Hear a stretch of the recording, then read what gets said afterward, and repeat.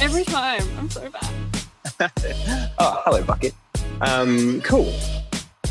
All right. So month one results in, which looking, pretty positive. So the stats I've got, so obviously the two things we're comparing are kind of the average of the 12 months previous versus year-on-year direct comparison for months. So if we look at the benchmark for 12-month average, sessions went from 957 per month to 1,908. So that's a 99% improvement. Yeah. I know. Orders went from 17 and a half average to 24, so a 37% improvement. And the big one being revenue went from an average of 1,118 to 1,673. Awesome. Yeah. Then the year-on-year comparison, sessions 463, so that's up 312%. Orders from 4 to 24, so that's up 500%. And revenue 186 up to 1,673, so that's almost an 800% increase in revenue. Yeah, those numbers are always going to be so good. Like, you guys should definitely use those, because I was on maternity leave, so we were doing, but it's good. You know what I mean? Like, it's good to see that you can basically have your business, I don't want to say online, more or less be dead, but really just relying on customers who already know about you, just coming back and trickling in orders, versus a year later to be able to kind of revive that. Because that was something that I was really scared about post maternity leave. It's I've neglected all of my socials and all of my connection with my customers for a whole year. And, maybe a little bit longer, considering when I was pregnant and stuff, I didn't post that much. For you guys to be able to come in and revive that so quickly is really good. I think that's a huge hurdle that I think a lot of small businesses will probably face. Yeah. Yeah, definitely. I think, there is, we can certainly see our impact. We don't want to shy away from that. I do also, for full transparency, I know that there was an influencer that posted about you early in the month. So we did see this big spike, really at the start of the month, which I was I looked at that and I'm like, God, I'd love to take credit for that. We had barely started doing anything. And then the sessions increase, there's obviously a big part of that is the social ads we launched on the 25th of the month. So that's been a big driver of sessions, but it hasn't, the revenue number isn't really reflective of how well those ads are performing, because we're almost 2 weeks now into the new month and we can see the impact of those ads. Yeah, Maddie, when you sent through those stats last week, I was like, I'm sure they're doing better than that. I'm sure they are. And so I was a little bit confused for a bit, and then I looked at it properly and I was like, makes sense. But yeah. Yeah, I mean, it's so awesome to see the because we're not, other than the retargeting campaign, which isn't what was it, Maddie? It's had 1 or 2 sales retargeting. So it went live on the 25th, and so from the 25th, it's had 8 purchases. Not huge, but still it's trickling in, which is good. Yeah, but it's have people to retarget, so it's going to take time for that to compound. Yeah, because even with now having the add to cart campaign running, we are sort of then following up with the videos that we did. And then also we have the add to cart Klaviyo campaign, which is also driving in some revenue. So that was why we started with the baseline at the start of the month, which was creating those flows and then getting that built out and then going live with ads. So yeah, I feel creating that good foundation is where we'll see. July is already looking quite good, and we're seeing sales coming through every day, which was not something we were seeing before. There was a lot more fluctuation, so we're seeing it sort of stabilize a lot more. So yeah, Lucky this morning was like, oh my God, we have so many customer orders on top of everything, and I was like, hey, that's good. And he was like, I know, but I'm stressed. But it's good because we've got a really big week, so yeah, we appreciate it. That's awesome. That's super exciting. I love that. Yeah, and so the retargeting obviously part of sort of the fundamental part of the funnel, but we still don't have the main sort of top of the funnel campaign as running as a sales based campaign, because we don't have the historical data of the pixel getting a whole bunch of sales. We don't want to say to it, go and get sales, when it doesn't necessarily know what that looks like. So we're running this add to cart campaign, and it is getting a lot of add to carts, which is great. We've got the add to cart funnel, but I think, Maddie, I'll let you decide when we do this, but once we've got enough data and collected and trained that pixel, and then we turn that into a sales-based campaign, then it's kind of like unlocking a whole new level. And that's when, we're going to see even more consistent everyday sales and start to really optimize towards sort of, what's the most profitable sales for you. So I think that's kind of, the next step, which is an exciting and a big one. Mm-hmm. For sure. Yeah. And then I know I've only given you one set of creative, so I kind of feel like I'm tying your hands there as well. I've gotten like so in my head about this, and I know that this is a very like, you guys make content as well. It's a very like common experience, but if you stop filming yourself every day, you stop like that persistent like making content, and then you like, I just like have overwhelmed myself by being like, it has to be perfect, Yeah. And so I'm getting out of it because I've started posting a little bit more and I'm like back on the grind. But I got so psyched out about making the videos. Like I would open the little document you sent me, Maddie, and I would look at it and be like, okay, cool. And like I only need to film like hi, my name is Amanda and this is Sweet Darln, and like cut to some clips that I already have, and I'm like for whatever reason. But the one that I sent you, actually I posted on a trial reel organically. I think it's got like 30,000 views organically.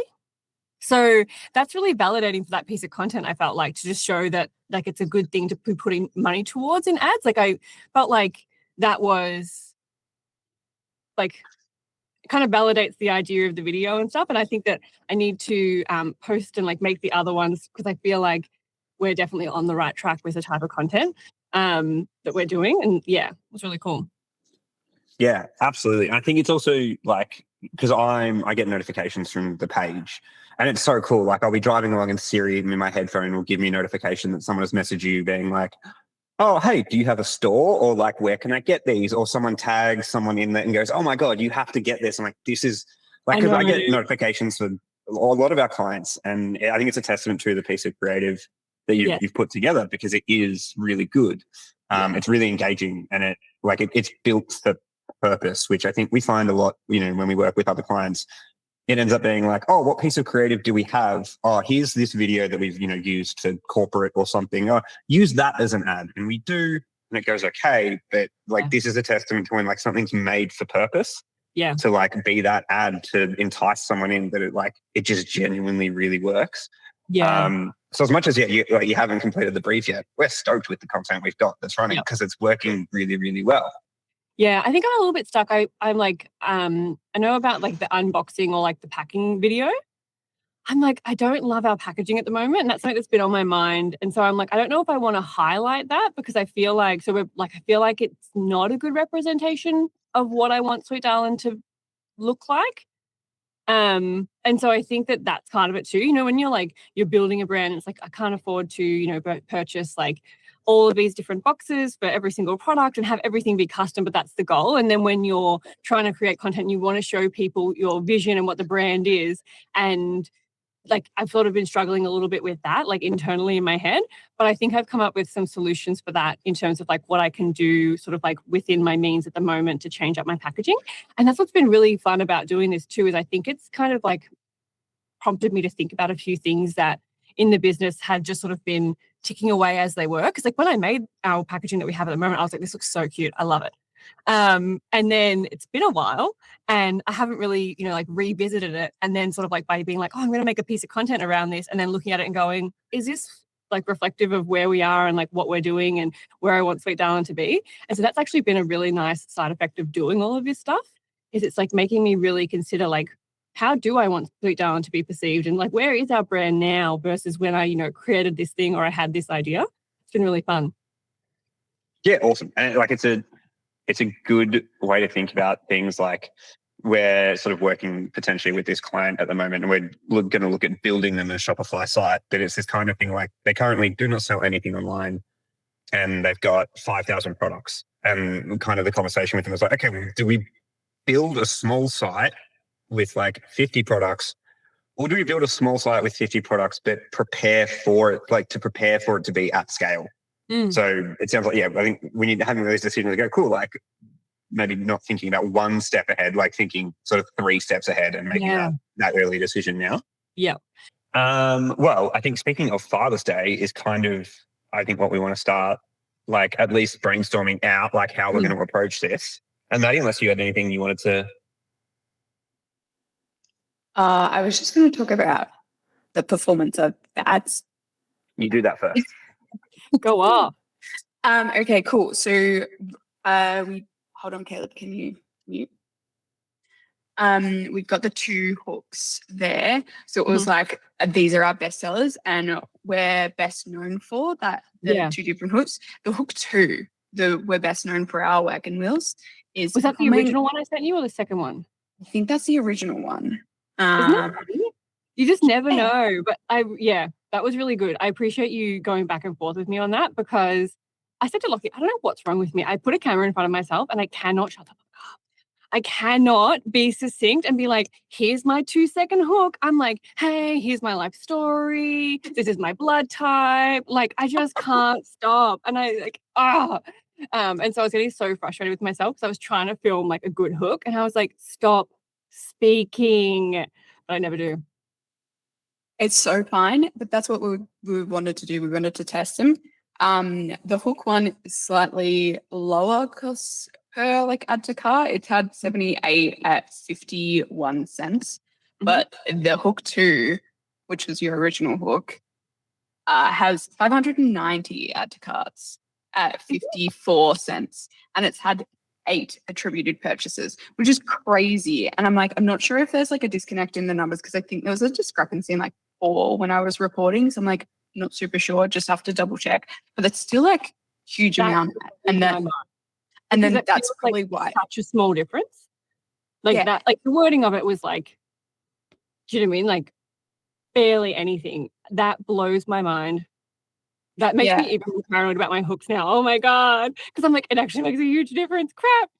Is it a case of meta picking a winner and choosing it and running with it more, rather than like it being actually the hard numbers of this hook is better, like disproportionately? They put more budget to the better performing one.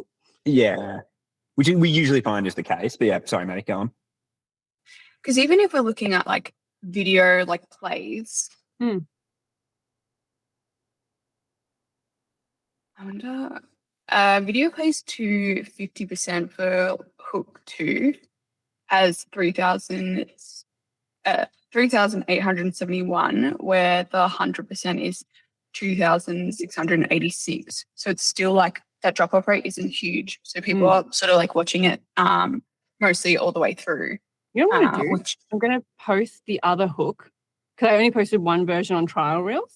I'm going to post the other version on trial reels as well and see what the difference is there. What I did do is there's also slightly different copy.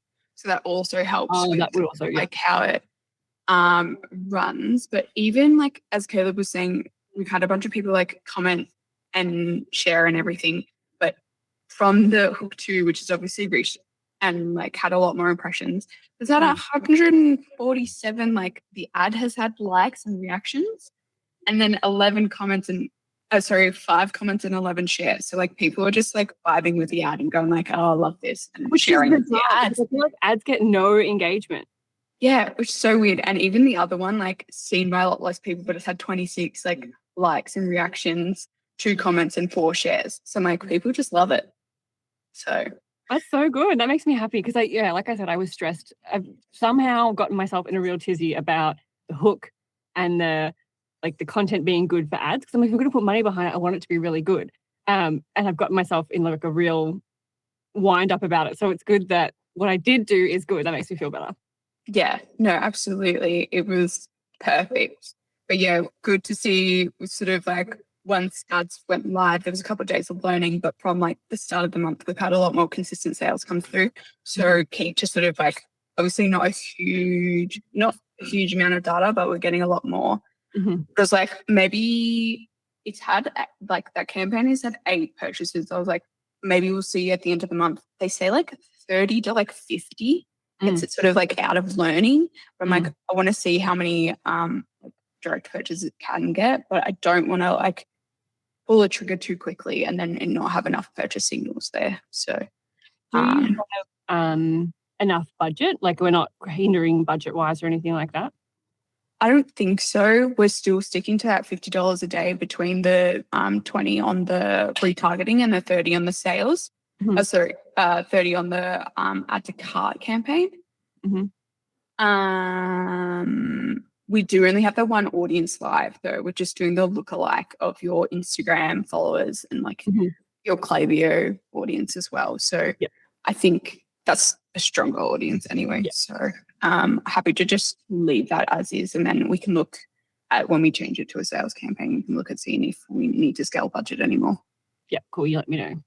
Awesome. I think that's everything on my end, but yeah, let me know how you go with creating the other videos, because obviously we do want to test the other messaging. But yeah, and so will the stress. other videos sort of be in addition, sort of like dividing that budget a little bit further through some more pieces of content?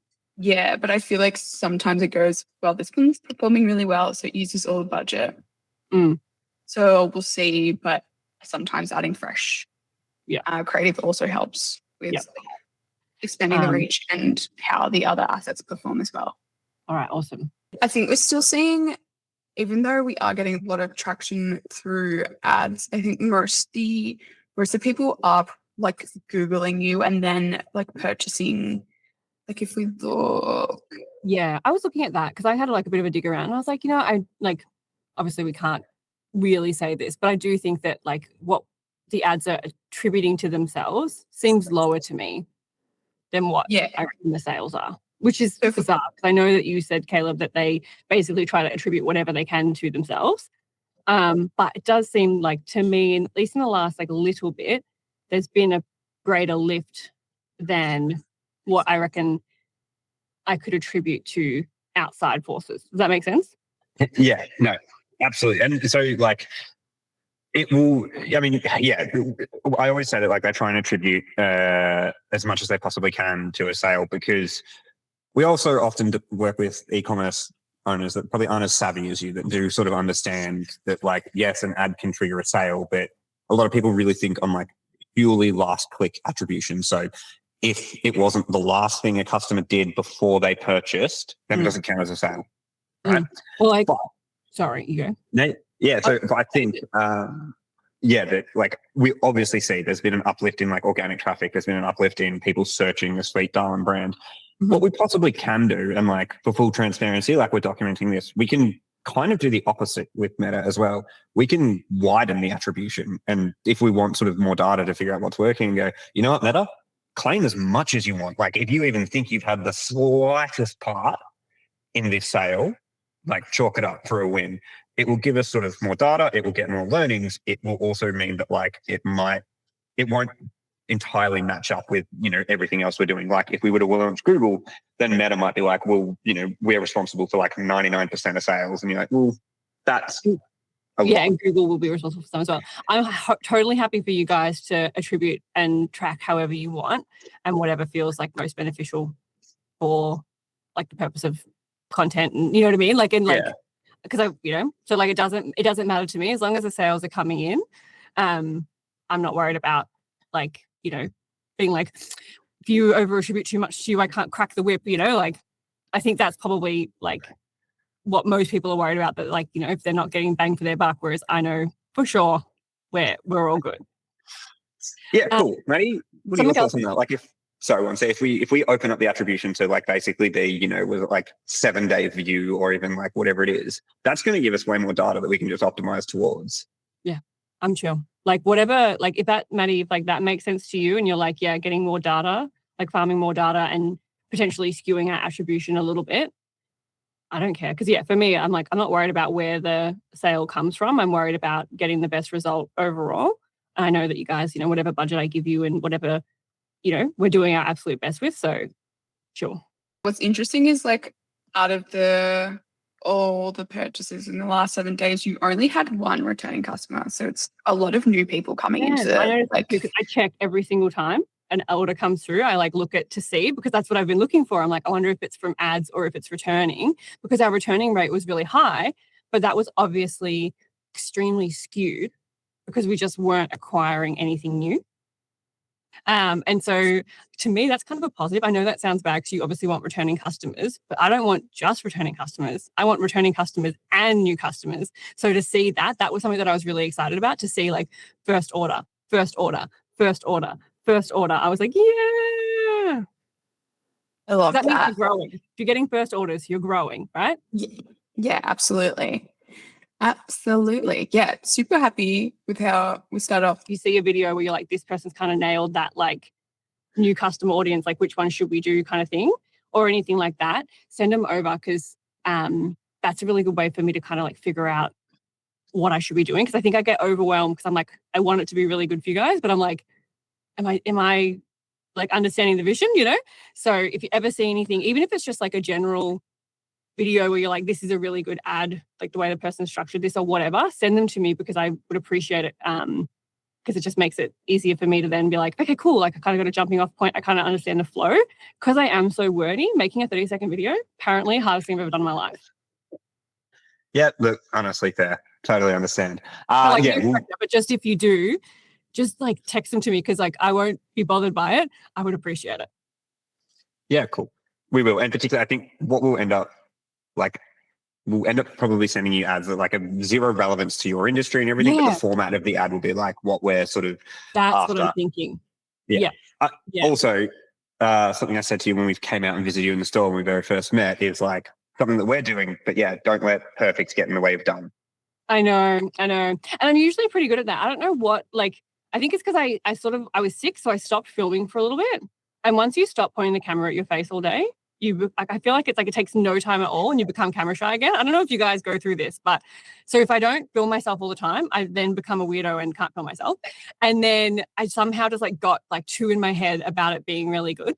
And because I'm usually like the queen of done is better than perfect. I don't know what's wrong with me.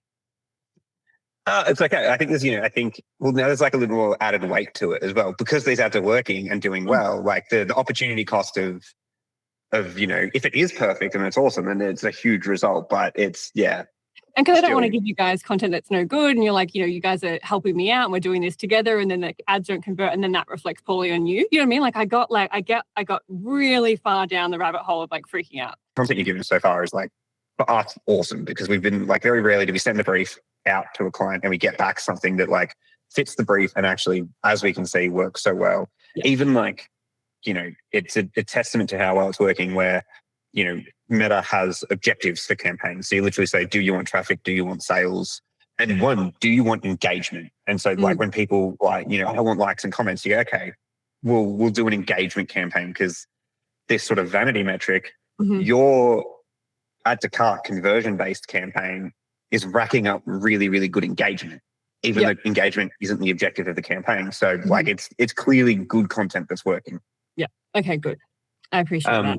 With all the people that are engaging with I think particularly the Facebook placements, you can jump into like the page settings and then invite anyone that's liked or commented to then follow the page, and they'll get a notification to say you've now been invited to follow Sweet Darln, which will just obviously further fuel followers, further fuel the retargeting of the social media engagers, and just kind of, Do you want me to reply to the comments on the ads from Sweet Darln? Oh, yeah, for sure. Yeah, absolutely. I'm so bad at replying to comments. I try to limit my screen time. And so then I limit my screen time, but then I don't reply. So I'll go through and do some replying as well. Yeah, awesome. Except for the people who are asking for the recipe, tell them no, like this is my business. I saw that. I was like, that's kind of my whole shebang, babe. Yeah. I have a saying which is like, give a man a fish and you feed him for a day. Teach a man to fish and he can feed himself. Except if you're the one selling fish, in which case you've just ruined your business. Yeah. Cool. All right. Well, bit to action. So we'll look into attribution and opening it up. We'll launch. We'll look at getting Google Ads set up. Should be pretty smooth. Like we won't really need anything from you other than if we build you a new ad account, like payment details and things like that. Yep. We'll put together a bit of a brief around Father's Day and like some sort of brainstormed ideas. Like obviously, like give us your input on it, and then when we finalize it, we'll give you a deadline and sort of a timeline of what we want to run, and even when we're going to make the decision about the final product, how that's going to tie into like obviously we'll probably do an email campaign around it as well to engage the email database. I think that's probably everything. Let us know how you go with the influencer, and then hopefully July is another like well above the 2 benchmarks month. Yeah, I'm excited. Cool.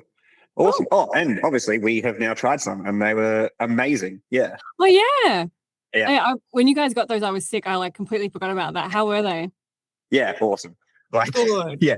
The traditional one was my favorite, just purely from like the nostalgia aspect of it. And it was just so funny because like we were all eating them and Maddie just looks over at me, she's like, have you already finished yours? Because I was on to my second one. I'm like, yeah, that was awesome.